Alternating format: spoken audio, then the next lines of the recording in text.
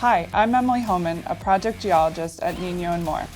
Today we are performing a large diameter boring in downhole logging. We are hoping to measure the orientation of bedding and other potential planes of weakness at the site that may impact slope stability. The site has an existing landslide that has been previously mapped. The benefits of downhole logging is to see the landslide rupture surface and measure the orientation, which is used in our slope stability analysis for the site. When we are downhole logging the boring, we are looking for clay seams that are indicative of a landslide rupture surface. We use a soil or rock pick to remove smeared materials from the borehole sidewalls so the bedding, landslide rupture surface, joints, and shear surface orientations can be measured with a Brunton compass. Depending on the project, geologists may descend to depths of 120 feet or more.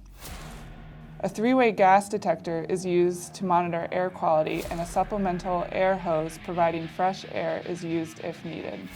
Our geologist wears a safety harness, hard hat with a headlamp, and uses a two-way radio for continuous communication during logging. Hi, my name is Ron Hallam, and I'm a principal geologist at Ninyo and more.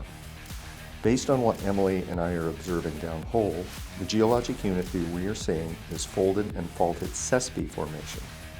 There are abundant, sheared, softened clay layers, but nothing continuous or through-going, which is what you typically see in a landslide.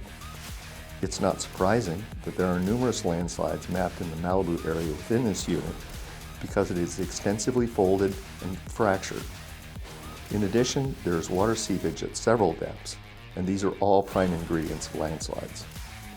We will use this information along with laboratory testing and engineering analysis to provide our client recommendations for stabilizing the hillside for the new proposed structures.